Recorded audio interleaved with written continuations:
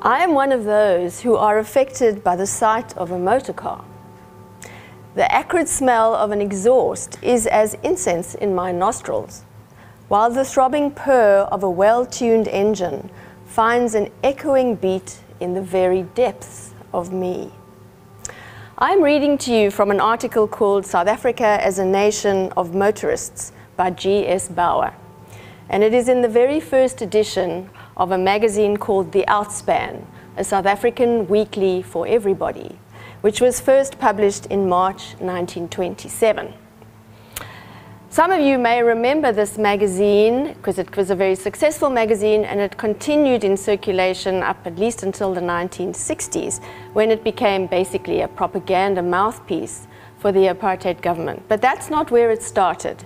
In 1927, it was first published as a magazine for, let's say, the aspirantly upwardly mobile white English-speaking population of South Africa. And the first edition is indeed fascinating. If you look at it, as I have done, there is a surprising preponderance of advertisements and articles on cars. Here is South Africa as a Nation of Motorists. Next page, Finding Your Way about South Africa. An article, When Opening the Throttle. Another one, South Africa and the Light Car. Do's and don'ts for a pedestrian, don'ts for the South African motorist. This was not a motoring magazine, but the prominence of the car as an artifact in this magazine raises really interesting questions of the place of the car in South Africa's social and cultural history, let alone the political and economic history. And I'm fascinated by what this magazine, which, as I say, carried on for a long time, tells us through the prominence of these stories about cars. Because in fact they become a metaphor.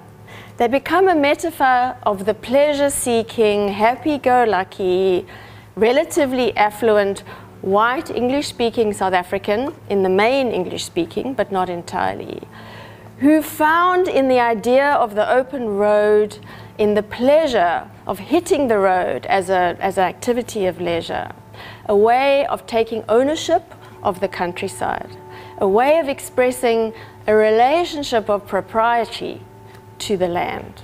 It was published weekly.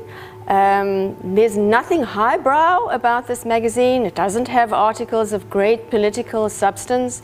There's no intellectual or philosophical content, but that's the point.